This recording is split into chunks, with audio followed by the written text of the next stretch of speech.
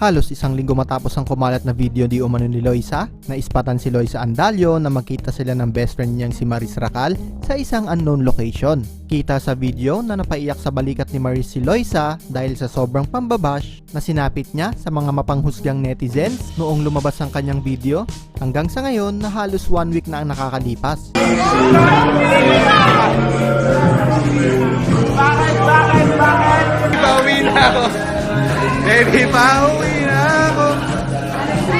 Baby, pauwi na ako.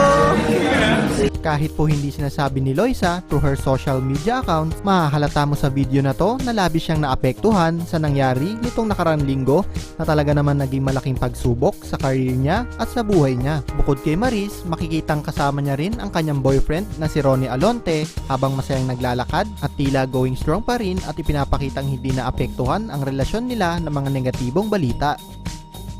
Bumalik naman po ang masayahin at makulit na Loisa at para pong batang naglalaro na sinakyan ang isang grocery pushcart kahit pa sa harap ng maraming tao.